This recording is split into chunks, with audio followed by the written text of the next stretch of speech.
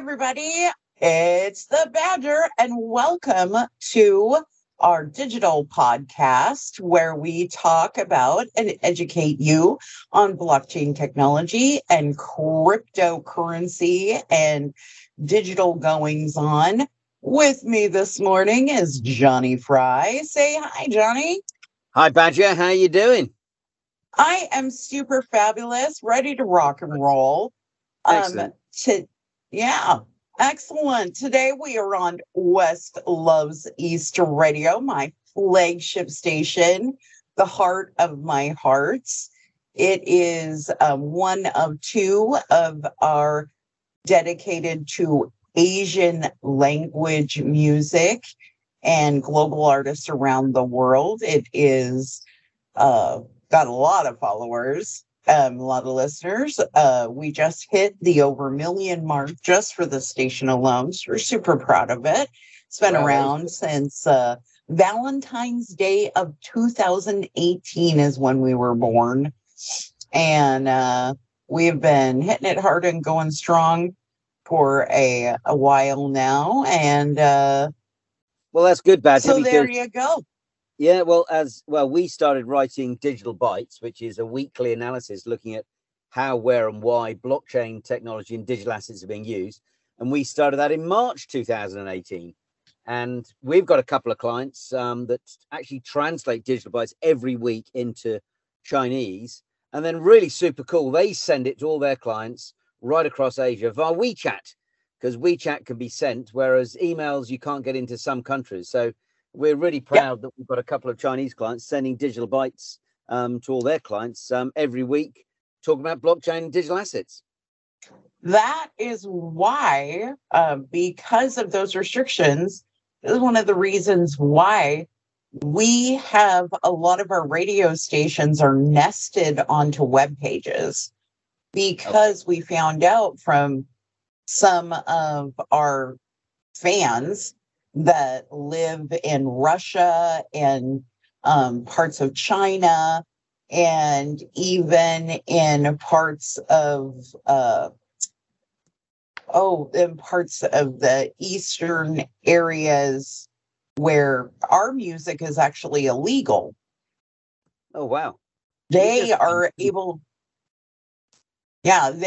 to get onto our web pages and listen to our radio stations, because they're not even allowed to put the apps on their phones. Oh my goodness. Well, Badger, we're back on the air, and this week we're looking at we said we'd look at blockchain technology and how it's just gathering speed. It seems like more and more companies are beginning to use blockchain, and I think what's going to happen within 5 years, we won't even talk about the technology. It'll just be, that's what's happening in the background behind various apps and platforms when people are buying and selling all sorts of goods and services. Yeah, correct. You know what? I think it's just going to slowly, I think you're absolutely right. I think it's just slowly going to be there. It's just going to exist. It's going to become magically part of the infrastructure, right? Like electricity did. Nobody. Also, it's like a Word document or Excel. You don't talk about the fact, I've just sent you a Word document, Badger.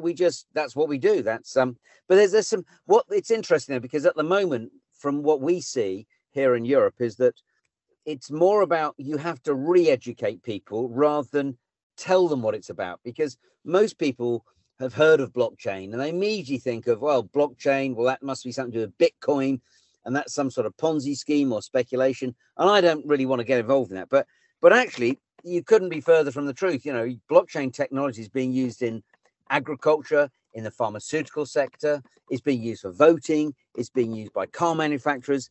And it's not just the blockchain. There's over 1,000 different blockchains being created and used for different reasons by different people, depending on the speed, the security, and what are you trying to do with the information on a blockchain? Yeah, and and people don't realize blockchains have been around forever. Forever.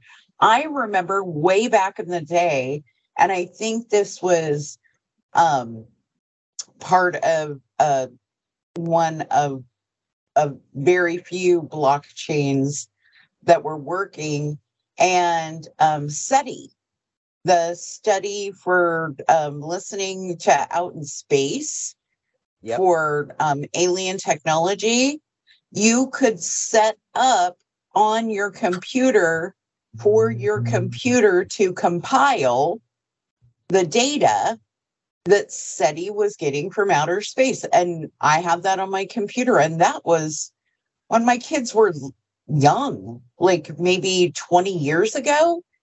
And I think that was a type of blockchain. Well, a lot of your listeners will, if they've not heard of SETI, they will have heard of Napster, the music file sharing. And that was a kind of blockchain. But look, let's just get the terminology really clear, really simple. Think of it just as an Excel spreadsheet on steroids. That's all. Yep. It's just holding information. It's a giant database. Just a giant database, but the information is held cryptographically. What does that mean? It just means it's held very, very securely, very, very safe. Yeah, a lot of people are concerned that because the way blockchains work, you have to have lots of computers working out a cryptographic clue. And once they do that, then they're rewarded with a stake or with some tokens, whatever. But that type of blockchain, and Bitcoin is an example of that.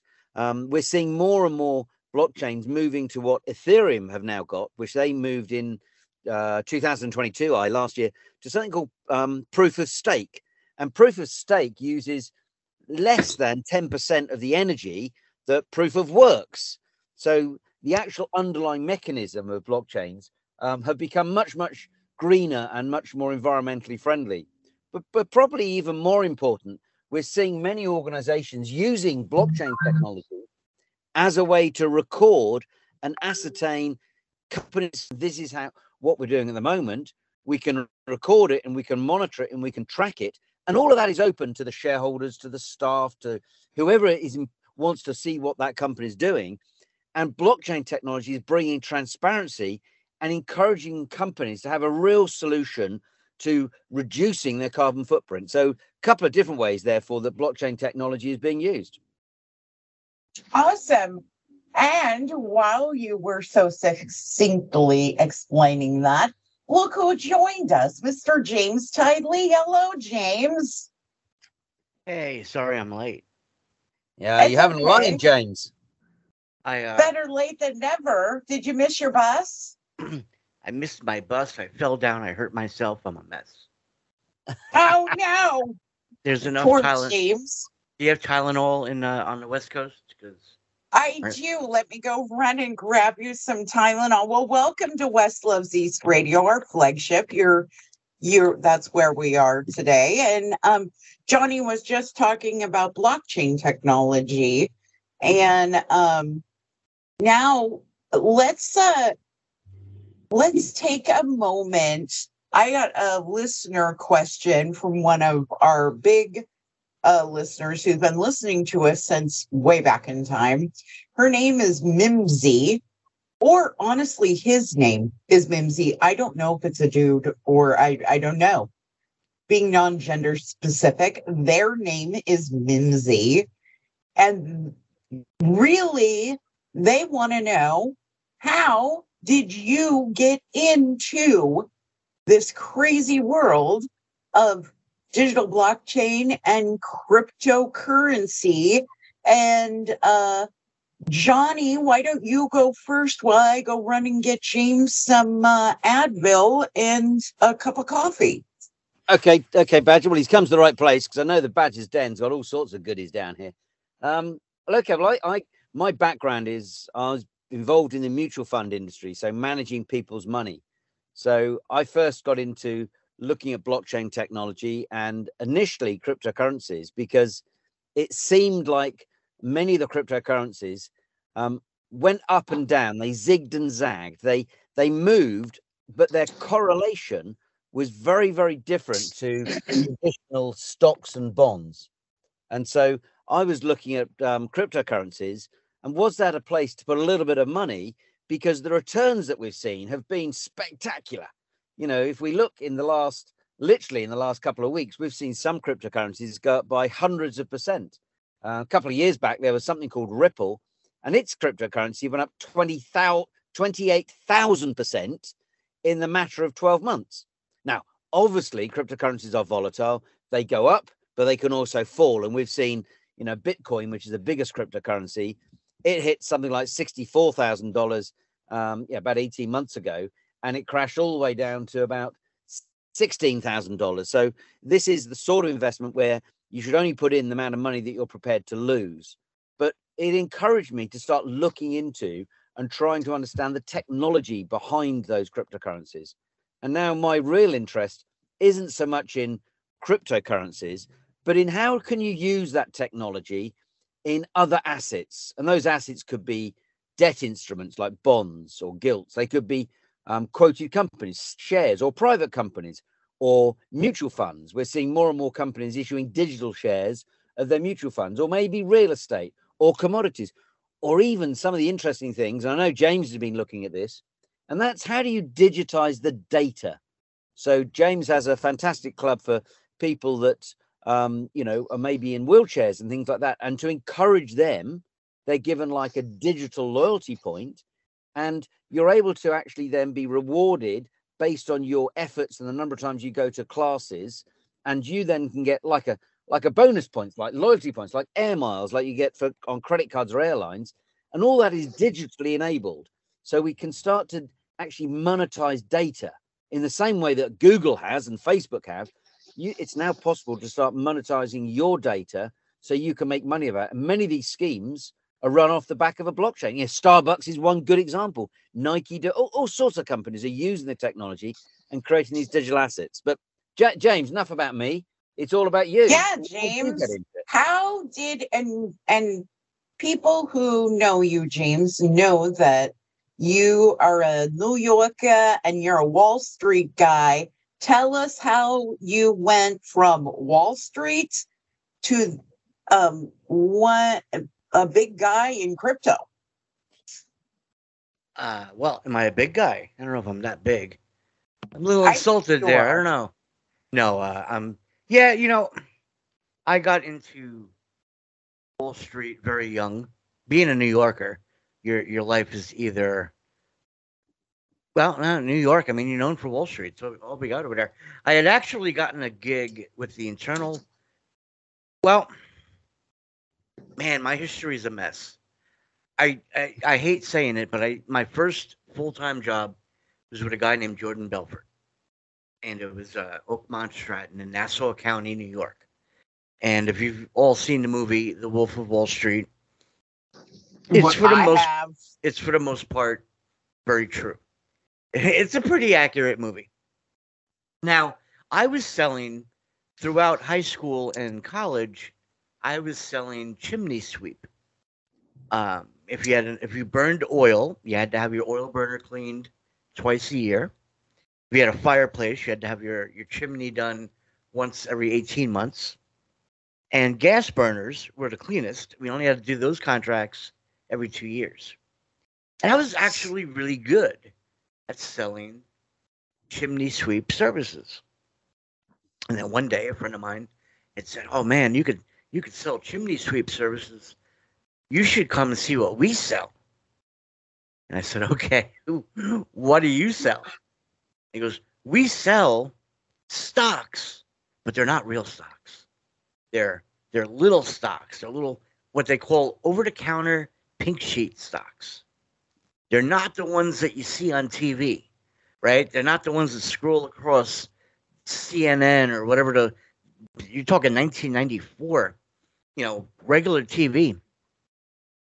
So I was like, all right, well, I mean, I could sell anything, right? So I go in there and Oakmont Stratton or Stratton Oakmont, it was a very small building out of Nassau County. And when you lived on Long Island, you said to yourself, 35-mile drive, it's worth it, because I lived in, the suburbs. I go out there, and it's a whole sales pitch, including down to the sell me this pen type of deal, where you go, sell me this pen. And that was a real thing out of the movie as well. And everybody would say, the pen is great. The pen writes, it's black ink, it writes upside down. And he'd take the pen away and he'd go, no. And he would say, "Jonny, sell me this pen." And Johnny would take the pen and goes, well, it's a good pen. It's got a warranty for about. No, no, no. James, sell me the pen.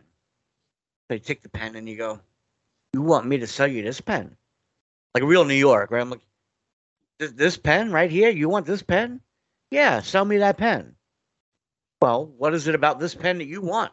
I mean, it's just a pen. Any pen will do its job. Now, it's a good pen, don't get me wrong, but, it's really got to fit you. It's got to be your pen. What does this pen? And he was like, you got the job, right? Because what you were doing was you were inquiring to get more about the customer, right? You can't sell anything to a customer if you don't know what they want. That's a big mistake that salespeople make. Yeah, it's a mistake that salespeople make to this day. They show up at your house and they tell you, you need this widget. This widget will improve your life.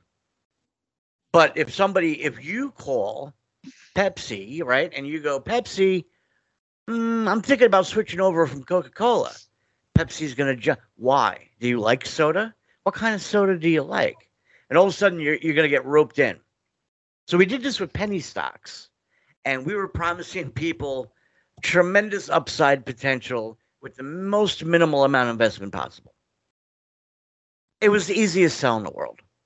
Needless to say, it was dirty, scammy. I had no idea what I was selling. But I got to enjoy, and I learned a few things about how a stock goes up and a stock goes down. Like the minimal, everybody knows, buy low, sell high. Eventually, we all got in trouble. They shut down. I went right back to being unemployed.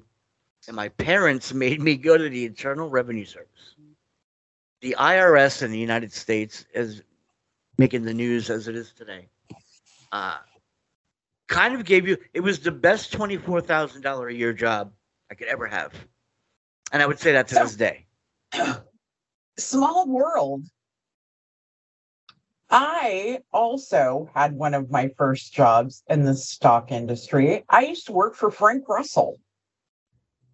And I also used to work for the IRS. How crazy is that, James? You're stalking me. I had the graveyard shift. I'd work 5 o'clock in the morning, and I would open up the doors at the IRS.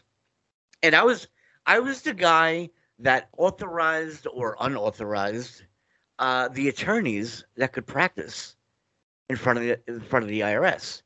Like we would literally. I'm like 25 years old, and I was like, oh, this guy, I can't even say. I mean, I had some big names. There's rumor that he did this. I'll suspend him and then escalate the case. Like I was ruining the lives. I was told tremendously horrible things, that they would eat my firstborn, and they would kill me. And I used to say, well, thank you for letting me know. My name is Joe. I went by Joe Perry from Aerosmith. I registered the name Joe Perry with the Internal Revenue. Oh, nice. Yeah. I was like, thank you for calling. And remember, what's your name? I'm Joseph Perry. Yeah. It's a very sweet emotion. Eventually I got out of that, and I'd gotten a phone call from Bloomberg. Now, Monster.com was not, or it was the only resume website out there at the time. And I'd put my resume there, and now I'm a tax guru, and I'm a stock market, I'm a finance guru at this point, right? Bloomberg calls me, and they said, have you ever heard of Bloomberg? And I went, yeah. I think that's that TV channel I use as an alarm clock. 4 o'clock in the morning, you know what I mean? You used to wake up and have your TV blaring. It's the only way you're going to wake up. And it was like the most boring information that you could possibly wake up to. So you had to wake up. You had to get up and turn off the television. It was the greatest alarm clock ever. And that like woman paint dry. And that woman said to me, good enough. Can you come in for an interview later? And I went into the interview. I went into the interview at Bloomberg in New York, 499 Park Avenue. About technical support, can you reboot Windows? And everybody can reboot Windows when you're 25 years old. Went through the whole thing, and I'm in a wheelchair, right? So you figure I live in Long Island. I drove to the train station. I get on the train. I go into Manhattan. I wheel from Penn Station to 499 Park Avenue. I go through the entire interview. I meet with 3 different guys in technical support. And they say, thank you for, we'll let you know. I wheel all the way back to, talk about 30 blocks in Manhattan. I wheel all the way back to Penn Station, get on a train, go all the way back to Long Island, get off the train, get in my car, go all the way home. I'm a guy in a wheelchair. The phone rings. Remember the landlines up on the wall? Yep. I answered the phone. They're like, hey, this is Bloomberg. And I was like, oh, that's great timing. They're like, can you, one other person wants to meet you. Can you come back in for an interview? And I was like, yeah, man, absolutely. Let's do this. And they're like, okay, how about 4:00? And I went, well, what? You mean today? Yeah. I was like, I just did this 100-mile round trip. And they're like, yeah, is that a problem? And I went, no, not at all. I hung up. I washed my face. I got in the car. I went back to the train station.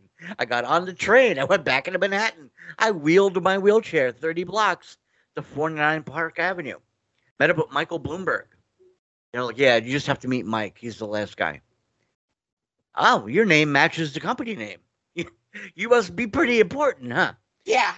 You've So got Mike's the like, same last name as the company. You are the guy. yeah, this is interesting. He sits there and he goes, you want this job? And I go, yeah. And he goes, everybody says you're really good. And I was like, all right, cool, thanks. And, I'm a young guy. I'm 25 years old. And he's like, so can you handle the long hour? You have a long commute. You're in a wheelchair. Is that a problem? And I was like, no. And he goes, people can get very mean. Now, I had just spent a year or two having attorneys tell me that they were going to hunt me down and kill me, right?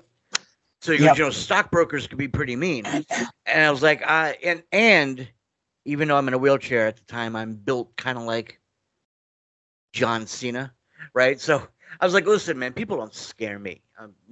I've been told, don't worry about that. Can I just fix your computers? And he looks at me, and I swear to God, he'll probably tell you the same story. He goes, well, worst case scenario is you fulfill my equal opportunity employment requirements. Wow. Yeah. When was that? The 90s, right? Was that the 90s or the early 2000s? 99. Yeah. Yeah. And he goes, definitely a product of the times. He goes, is that okay with you? And I went, hey, whatever makes me the money, man. I need a job. And he's like, all right, come in Monday. So, like, if I had gotten insulted, like, I would imagine there are people today that you can't say that to me, right? I was like, does this mean I get paid? And he was like, good deal. And I started at Bloomberg. And at Bloomberg, I learned everything today. And eventually, and 7 years later, I had climbed up the corporate ladder to a level that I felt uncomfortable with. Right, I was 30-something years old, and I said I should not be here, hanging out with a bunch of old guys. No offense, Jonny. I was like, I'm in my 30s, and I can't be, knock on wood, the best thing you've got. And I got greedy, and then Wall Street is Wall Street, and you get greedy. And I went into a bidding war with Merrill Lynch and a company called UBS Warburg. And my name had been known on the street. Everything was okay. And they got into this bidding war over me. And Merrill Lynch was like, you can have this bonus. UBS Warburg is in Connecticut. They offered me a car that would sit on the other side of the Long Island Sound. They said, you only have to drive to the ferry, no more train. You get on the ferry, you take the ferry across the Sound and have your other car waiting for you. It's like, ooh, that's a pretty good deal. Turned out I wound up taking the Merrill Lynch offer because of money. Fast forward at Merrill Lynch, I wound up having a heart attack at the age of 34 and understood that there's no salary in the world worth your health. And just as I had had my heart attack at Merrill Lynch, this stupid little thing called Bitcoin was being invented. And while I was on what you would call short-term disability, I went from John Cena to John Candy. Am I allowed to say that on the radio? Absolutely. I was not in the, already in a wheelchair. I was 220 pounds, and I'm short, and I could not move. I had the heart attack, and I had nothing to do but to search stuff. And I didn't want to lose my knowledge about everything that I had invented trading algorithms that were high frequency requirements across the globe.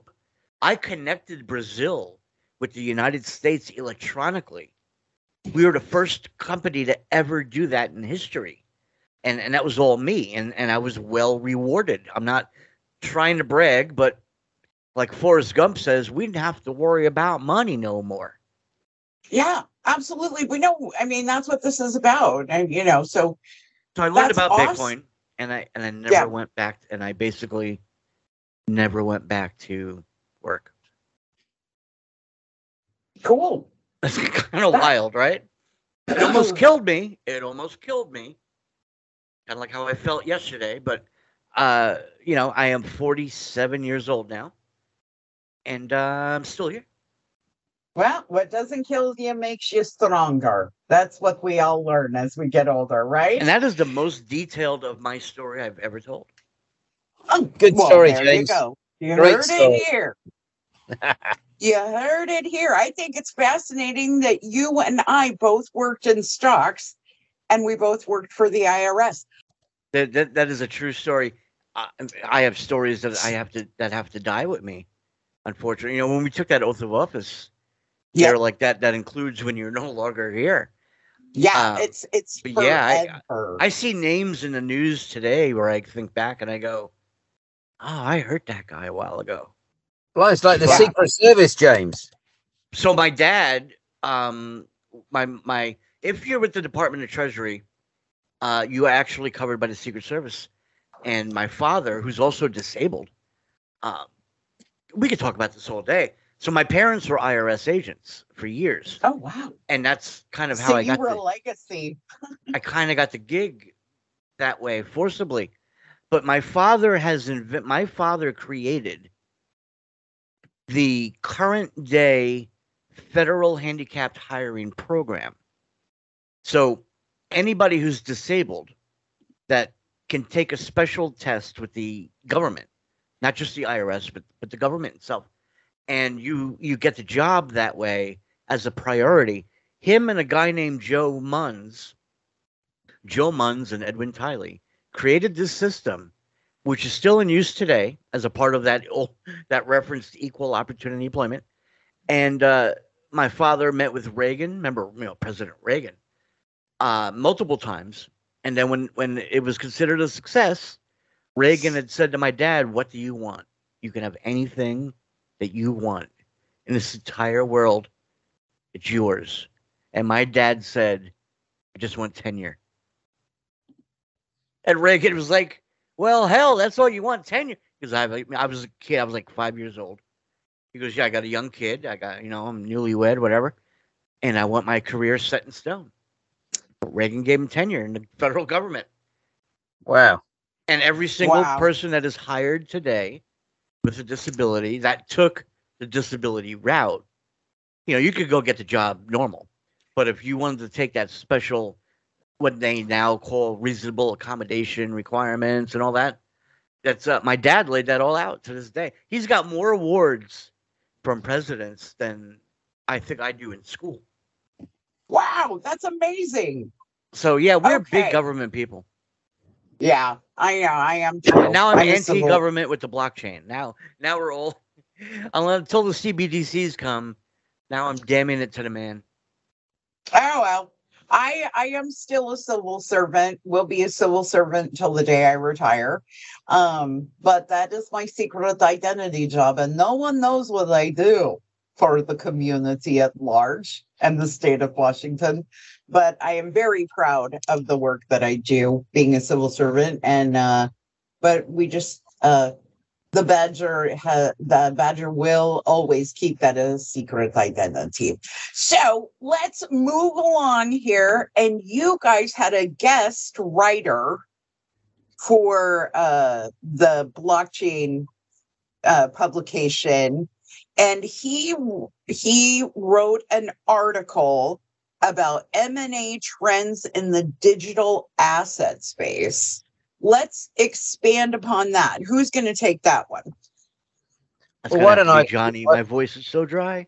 I'll say give James a bit of a break. So, yeah, we were delighted in this week's Digital Bytes to get it's actually a law firm who practice both sides of the pond, Badger, called DLA Piper. and they've been looking at different merger and acquisitions that have been going on in the digital space. And this goes back to what we were talking earlier on about. This isn't just about sort of cryptocurrencies. This is more and more. So we've seen some big names in Wall Street and here in the city of London. Companies like Northern Trust, Standard Chartered, Goldman Sachs have all been looking to get involved in this area. But one of the common threads that we're seeing is that people are looking to try and grow and build their business. So the number of deals that we saw in 2020 were around about 360 different deals. And then followed up a year later, there were another 260 deals. So we're seeing the sort of activity coming into this sector of all sorts of companies looking to be involved with digital assets and including sort of cryptocurrencies. But the other thing that we're seeing is that there's no one area, there's no one country that dominates digital assets. We're seeing pockets of expertise. So you've got the Crypto Valley in Switzerland, which has been very active. Singapore is really active. You've got places like Australia. There's something called PEXA, which is Property Exchange Australia. And believe it or not, using blockchain technology, that company is now processing 80% of all mortgages in Australia. And now they're coming here to the UK. They've just opened an office over here. And they're looking, how do we actually expand? And we can either grow organically, or you can look at doing sort of deals, mergers. So a company that some of you will probably be familiar with is Coinbase. And last year, they bought Turkey's oldest Bitcoin exchange, BTC Turk, and a deal worth, they reckon, 3.2 billion. And then our good old friend CZ, who's the founder of Binance, and he recently said that they've got over $1 billion to spend on deals in the next year, and they're even thinking of buying a bank as one of the targets. So lots and lots of examples. And then I suppose coming away from financial services companies, you've got people like eBay bought a company that was very engaged in buying and selling NFTs, non-fungible tokens. They bought Known Origin, sorry. And then finally, Nike, they acquired an NFT studio called RTFKT. And that was enabling them to really up their sort of digital presence, because they now generate 25% of their revenue from digital sales. So that's becoming a big deal for Nike on a global basis. This is like the big show, right? Where we are seeing more and more and more really big companies getting involved with this technology. Like they're like, okay, we see the writing on the wall. We're going to be walking over there. So this is just becoming more and more prevalent. The growth has increased so much in the last year. And as we talked about in our last podcast, that is really the projection for this year, that we're going to see a lot more growth with these larger companies, right? Absolutely. I think what we're going to see is we're going to see more big global brands. I mentioned earlier on when we were talking about this, how blockchain is being adopted, Starbucks, Amazon, Google, Microsoft, all these companies are involved with blockchain technology, and they're producing digital assets, not necessarily for speculative purposes, but just it's cheaper, faster, and more convenient, and sometimes safer to have a digital asset when you're doing a transaction rather than using good old-fashioned cash, because at the end of the day, they reckon something in excess of 90% of all US dollar paper bills have traces of cocaine on them. All right. Roll them up And other gross stuff. Money is the dirtiest thing on the planet. It's so disgusting. Yep. But with a digital asset, it leaves a digital footprint. And that means people then, they can track and trace what's been spent by who and where. And that's good and bad. It's bad in the sense if you want privacy. So people are worried about central bank digital currencies, destroying their privacy because the government could potentially see what you're spending money on. But it's great in terms of cracking down on the shadow economy, which, the shadow economy, i.e. when you don't pay taxes. So that's the sort of people you're trying to catch, Badger. And that's the people that James and his family were very involved in trying to, make sure people pay their taxes. Well, the size of that shadow economy is somewhere between 12 and 80% of different economies around the world. So in America, it's about 12% of the economy. So if the government could capture more of those taxes and crack down on the shadow economy, well, then they would create more taxes, and that'd be good for others. And that's why you're seeing countries like France, Spain, you can't spend more than €1,000 in cash. You have to use an electronic payments, credit card, debit cards.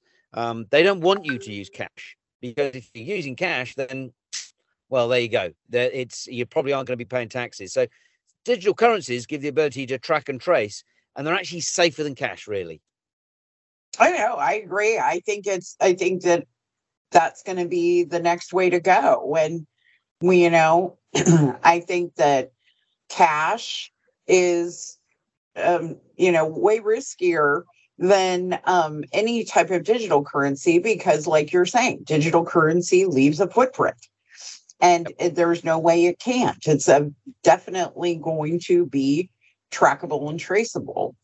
And just like when the internet started and people were putting up, pictures of themselves in compromising positions, and I, had people in my life where I was like, you don't want to do that, because guess what? Somebody is going to be able to see that forever. So, once it's on the internet, it's there forever, type of thing. And which is true of the digital currency. Like, right, well, that data is out there in the ether forever. And when we can look at that. Literally the ether. And that's good and bad, Badger. Good and bad. Some things you're happy to keep forever. Other things, perhaps it's not such a good idea. If I could add one thing about cash, remember how many people that are visually impaired that have made mistakes with cash or been taken advantage of with cash, right? Like in fact, I think it was the IRS where I worked with a guy that was blind, and he could feel the difference between a 20 and a 100. But make no mistake, that was like a special talent or something that maybe he had trained himself to identify. So, cash, there's just so many antiquated ways of allowing for mistakes that digital assets and currency can resolve. Absolutely. When I worked for, people don't realize this, but the radio broadcast industry is very visually impaired friendly.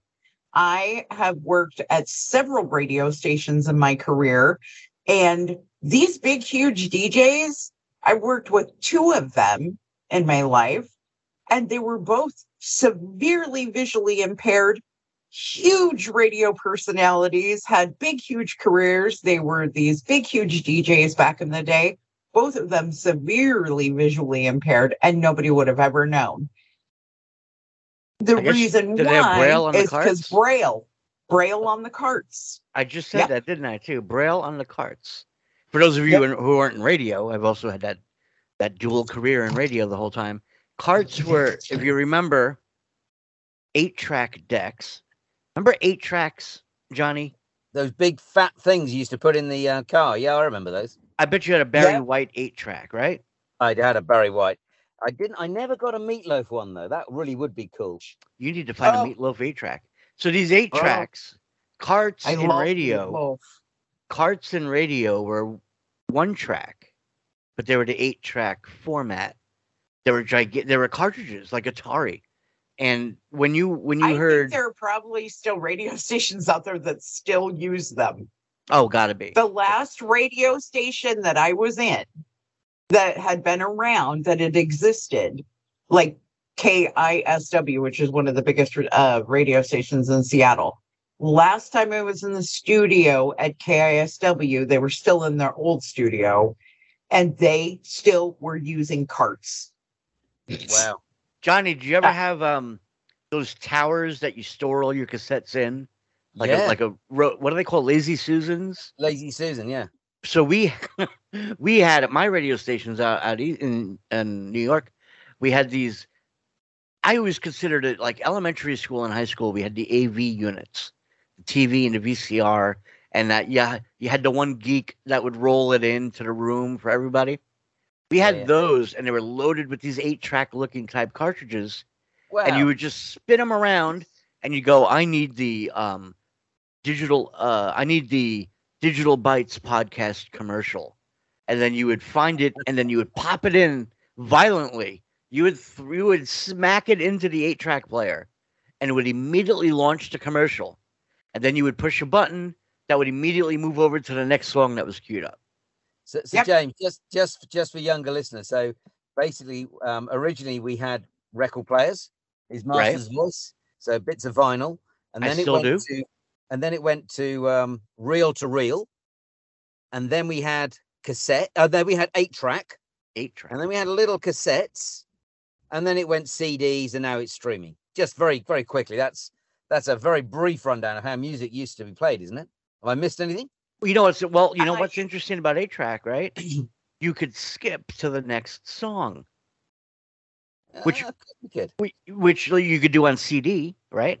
And you could do it on MP3, and you could do it on. No, let's see. You would hit a button and go to the next track. Like, I don't like that song. Boom. In your personal 8-track player. So you guys, so the very first musical recording was actually wax cylinders. Music was originally recorded on wax cylinders, and then it went to vinyl. Then it went to vinyl, LPs. Then we had 8-tracks. Then we had cassettes. And then it went to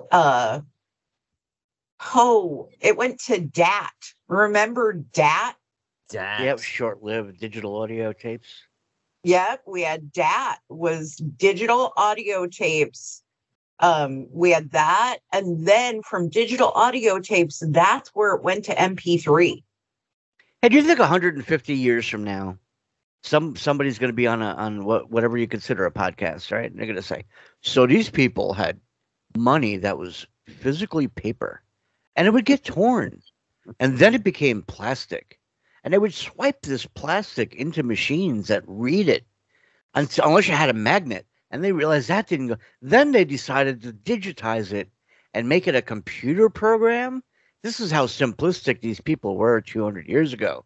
And the computer programs would get hacked, or they would lose their keys, right? Like 200 years from now, what is money going to be? They're going to go back to a wax. Everybody will always know what a coin is, but they're going to mock for the way that we've spent money, probably even today with Bitcoin, because by then you'll have quantum computers. Yeah, absolutely. Badger, another great show. Yes, this good was fabulous. And wonderful to be on the air with both of you. James, I hope your bruises heal up. Sorry, well, you made me feel better. That you got bonked. You made me feel better. I got all riled up now. James, you're over at cyber.fm, aren't you? So I have work to do at cyber.fm. I have work to do at Digital Bytes at teamblockchain.net. And I have work to do. Yeah. Yeah. I gotta get my game on. And James, we all have. The Badger's on the West Coast. You're on the East Coast, and I'm here in London. And I'm with Team Blockchain, and we do Digital Bytes every week. So if you want a copy, just go on to cyber.fm or go to Team Blockchain, and you'll see how you can get your own free copy every week.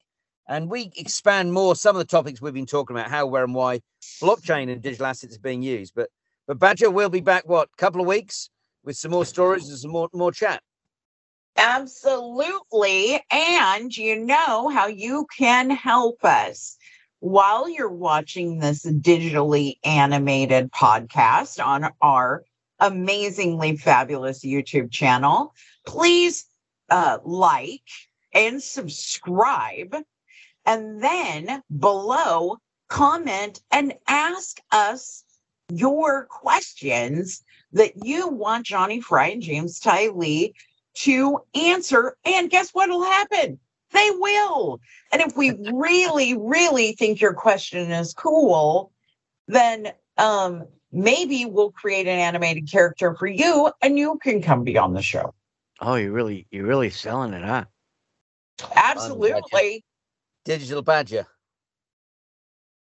I can turn somebody into a floop. I've been dying to use that character. It's kind of a furry little fluff ball that flies around in space.